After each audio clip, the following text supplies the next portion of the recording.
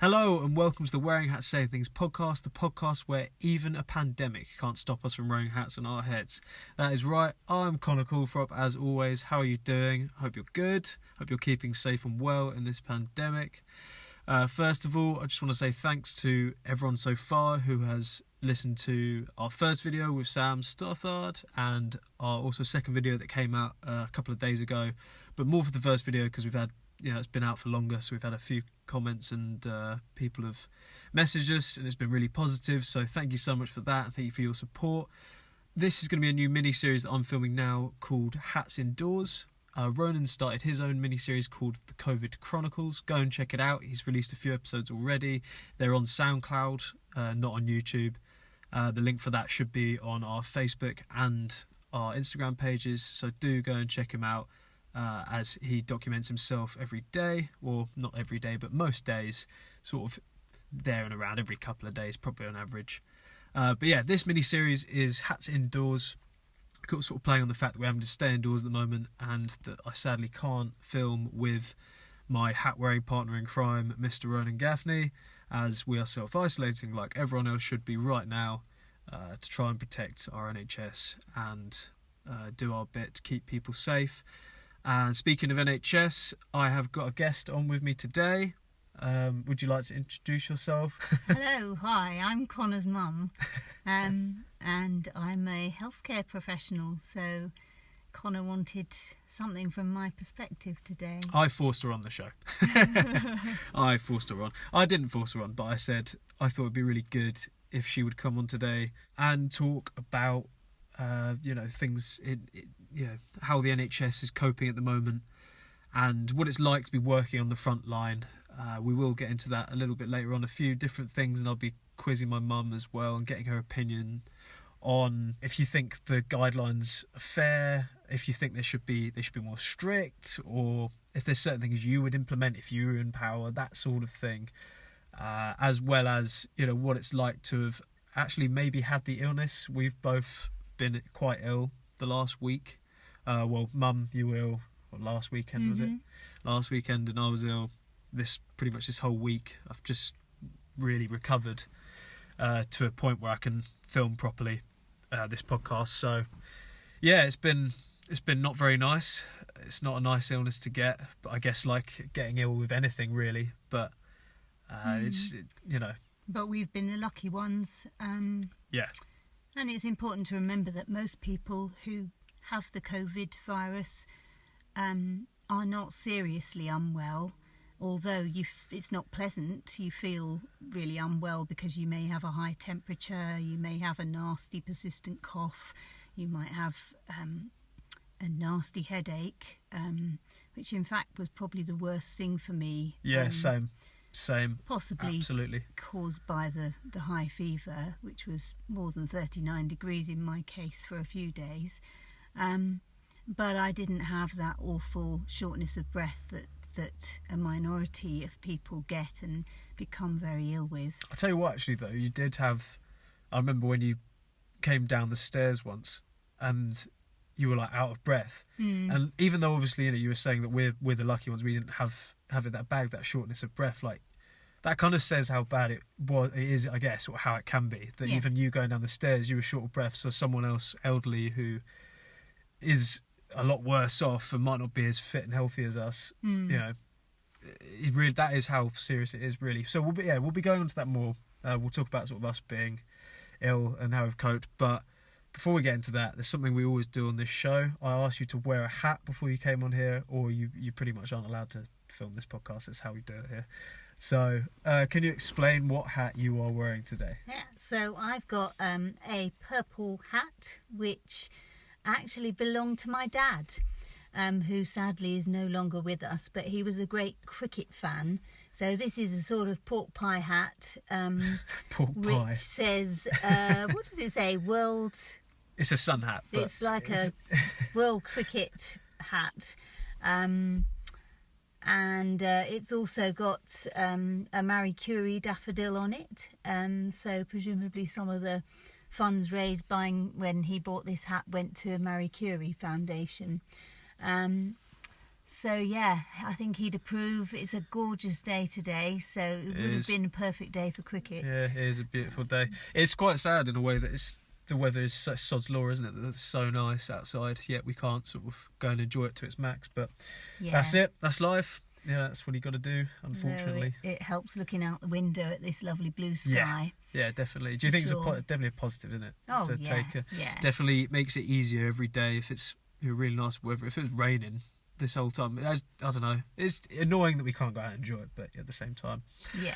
So I'll quickly explain my hat as well. I think it's Dad's. Oh, yeah? I think it's Dad's classic white hat. It's like a Panama hat. Yeah, like a Panama sun hat. A soft one. Yeah, like a really soft one. It's very breathable, and I think it's got like 2 holes on either side where you might have been able to there might have been a string once to sort of pull it tighter, but it no longer exists. I'm not sure, but Dad's had this for years, and it's got like a faded black rim around it as well, but very faded because he's had it for a very long time. But I actually quite like it. Yeah. When I was younger, I think I used to be quite embarrassed when Dad would wear it out around us, but it's quite. I'd say it's. I don't know. Maybe I'll wear it when I'm his age at some point. I'm not sure, but there are hats for today. They will be put online so you can check them out. I'll make sure to get a snap of my mum wearing her very trendy hat. You look forward to that. So, without further ado, we'll go on to what we were talking about, which is us being ill. So, as you were explaining, Mum, you had a fever of about 39. I think mine got to about 38. I don't think it really got higher than that. Mm-hmm. So I maybe didn't have it as bad as you, but it was pretty horrible. Obviously, we can't tell for sure until we've had a test whether or not it was it. But we're pretty. I don't know. Would you say you're pretty certain it probably was? I struggle to think what else it was, unless it was some sort of mutant flu. I mean, I had the flu vaccine. I have it every year because of my job. So I should have been covered against the normal flus. And apart from that, I certainly didn't have symptoms of meningitis or nasty kidney infection. No, it didn't. Which tend to be the other things that are common to cause high fevers in adults, apart from flu. I certainly didn't have tonsillitis either. I've had my tonsils out, so that's for Lovely. Sure. Yeah, but we won't know until the antibody testing comes in, and we seem a little way away from that still. I think I hear that there's a supply issue with one of the reagents that's part of the test, so it's not quite available yet. And I think we have to remember it's frustrating that the test's not available yet, especially for healthcare professionals, so that we could, in my case, it would help make a choice of where I'd be most useful, because obviously if I've got antibodies to this virus, if this is what I've had, then I'm really unlikely to fall ill with it anytime soon again. So although they can't say for sure that you can't catch it twice, it would be unlikely to catch it in the next year. Apparently there's been reported someone, I can't remember where it's from, maybe in Italy or somewhere, might have had it twice, but I'm not sure if that's true. I don't know how true that is or not, or where that, I can't remember where I heard that from. But that's the thing, if they have these tests, then obviously you know for sure that you've had it, and you know for sure that you can go back and work effectively and efficiently without any worry of passing it on to anyone, without catching it and bringing it back to here. But there's a lot of people, coming to that, there's a lot of people that aren't following the guidelines, that are pushing the risks by going out. What would you say the limit is? Like, obviously, you and Dad like going for a walk, and in my opinion, that's absolutely fine, and obviously in your opinion, I'm guessing that's absolutely fine as well, because it's just your daily exercise. Yes, it's important to still get your exercise, but it's so important to make sure you stay away from others, so at least 2 meters, and make that the very minimum, because if some people have no symptoms but still test positive for this, so that seems to have been the case in other countries, and so you can't be sure that you're not going to pass this on to somebody really vulnerable and spread it, or pass it on to somebody not vulnerable, and then they spread it to the next person and the next person and the next person. And somewhere at the end of the line, there's somebody seriously ill on a ventilator who maybe won't make it, who maybe has to die alone on that ventilator without their family there because their family are in isolation. And this is a really, really sad thing, that moment where the person leaves their home to go into hospital might be the last time their family would see them. Yeah, well, touching on that, actually. Imagine that.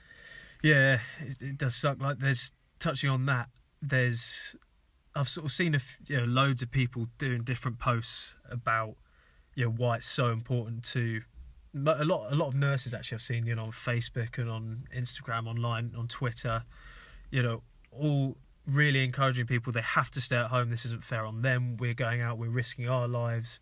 And you have people going into parks and places where you might find mass gatherings. I don't know, beaches might be another example, who are completely, in a way, not disobeying it, because you are allowed to go out, you are allowed to go for a walk or do your exercise. But when everyone has the same idea, it's almost like you've got to, out of respect, not go there. Mm-hmm. It's a difficult one, because obviously everyone wants to be able to go out and, maybe not enjoy the weather, but get a bit of fresh air, get vitamin D and so on. But if everyone's doing it, then it does create a mass gathering, and then obviously the risk does accelerate. Mm-hmm. I also saw a post sort of, I don't know, inspired my thinking on this point, right? Which is that there's people that are going out in groups and meeting up and enjoying this weather when there's, a near dead relative in hospital, and their, son or daughter can't even go and see them on their deathbed because they're not allowed to go into the hospital because there's restrictions on that. You've got to, if they're not even allowed to go and see their dying mother or father, it doesn't sort of seem right that you should then go to the park and, contribute to a risk in a way. Obviously, it's so difficult. I don't know. I don't know how to. Hard. I mean, if you're going to the park and keeping moving, getting your exercise, keeping away from other people, there's nothing wrong in that. But it's about measuring the risk, isn't it? Yeah, of course.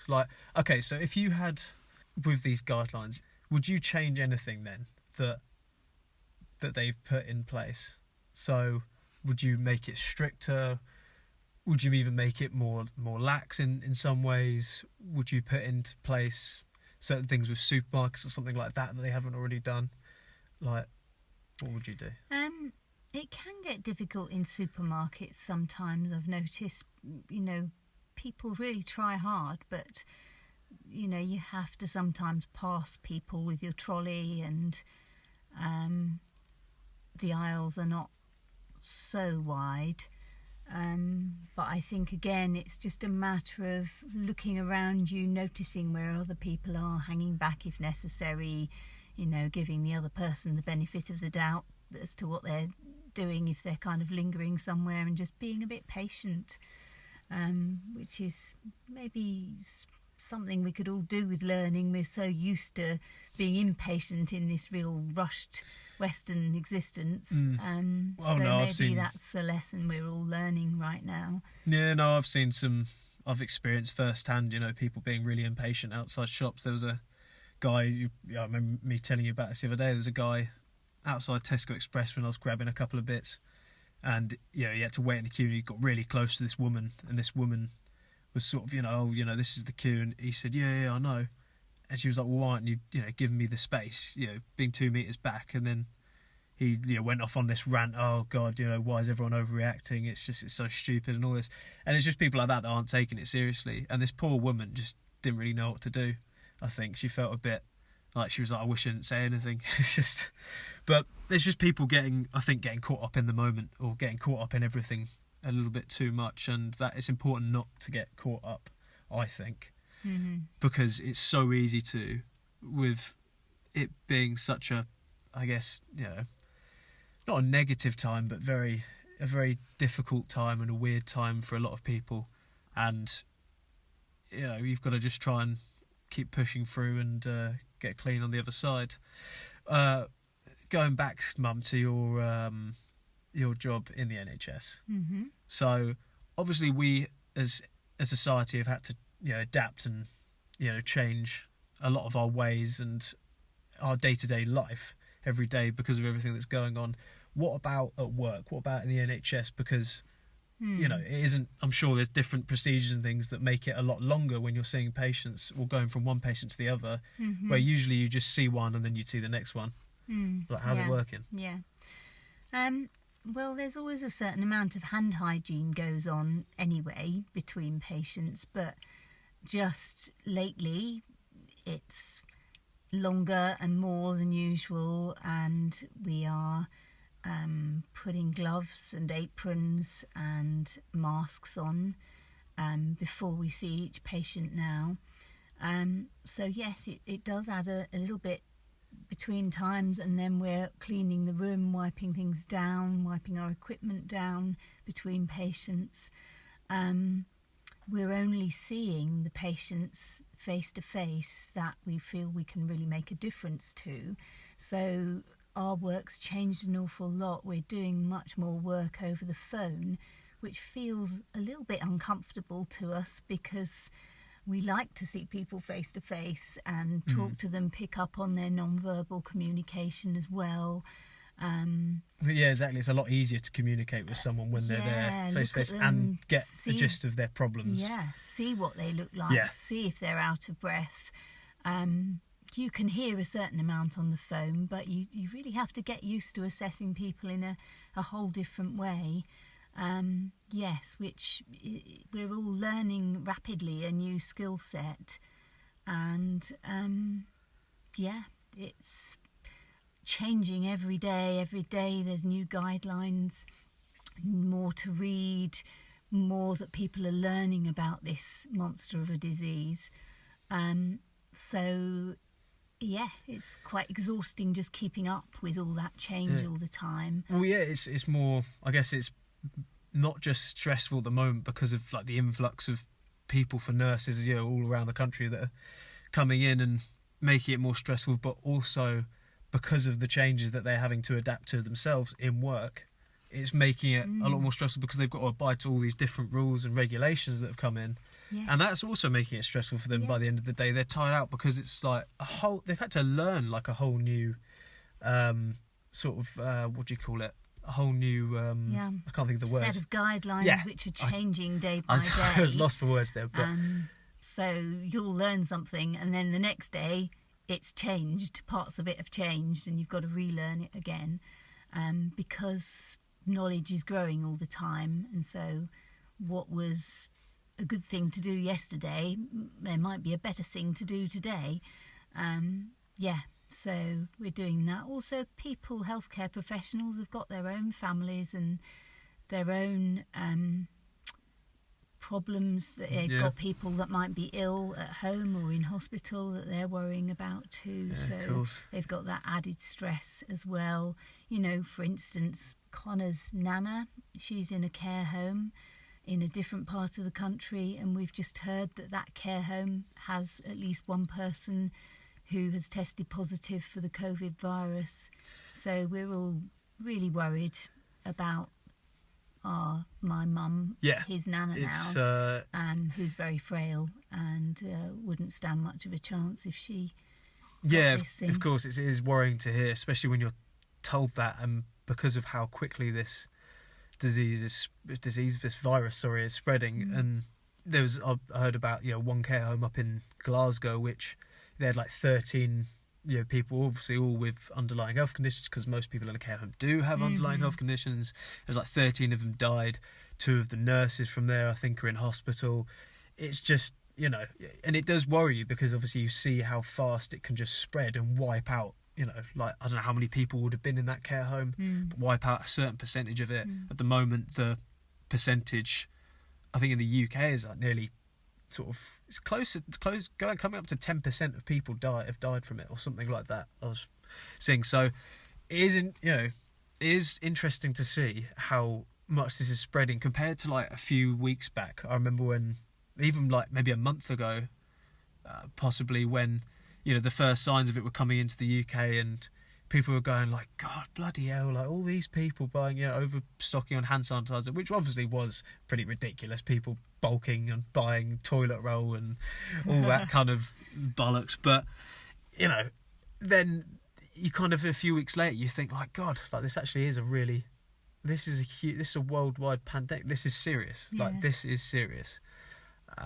But it is made easier by, you know, following the guidelines and doing the right things. And I just want to sort of end this really on just ask you, you know, what advice would you give to people out there that are maybe worrying about this whole pandemic, or maybe are worried they might catch it, what to do, you know, what would you say to them? Well, just keep it firmly in your mind that most people do get through this. It's not pleasant, but for most people it's not more than a flu, and they will come through it just fine. But it's important to look out for the more serious symptoms. You expect it to last at least a week and then probably be a bit tired, easily fatigued after that for a while. Some people are back to work after a week. Some people, though, in the second week just really can't shake it off. It's those sorts of people that keep getting fevers, just can't do their normal activities at all, because they're too fatigued. That we want to hear from. So those people, you should ring 111, or if you can go online, then go on the 111 online service. Would COVID. you say that actually check online, because we've done that. Even Definitely. we've done that in our household. You know, with obviously you having a lot of good medical knowledge, we've still checked the guidelines and still checked things to make sure it's accurate. Definitely check online first. There's a questionnaire that you can answer, that it takes you through, that will give you an idea of your risk of it being COVID-19, and then they will make recommendations about what you do next and give you advice about if you worsen and so on. But the main thing that you're watching out for, I would say, is shortness of breath, or just not being able to do your normal everyday stuff because you're too exhausted, and for that carrying on, and then you need to seek medical advice. In the meanwhile, just make sure you're drinking plenty, you're resting, and that you've got someone to keep an eye on you. If you're living alone, then make sure people are calling you regularly to make sure you're all right. Very good advice, Mum. Thank you very much for coming on. You've been a star guest, and It's a pleasure. Thank you as well for everything you're doing, Mum. It's above and beyond. Just, you're a credit and an inspiration. So thank you very much. Thanks. That's all we've got time for today, but do go and check us out on our social pages, on our Instagram and on our Facebook. Keep supporting us, boys. Thank you very much as well for your patience during this. We have got another episode with me and Ronan coming next Friday, as per usual, so don't miss out for that. Or don't miss out for that. Look out for that and don't miss out. And also look out for the next episode of this. I'm going to try and make this a weekly sort of mini series, so one of these will come out once a week. The next episode is going to be something quite personal to me, so it's quite close to my heart. So please keep an eye out for that. Please keep safe, keep washing your hands, and I will see you later. Goodbye, and hats off from me.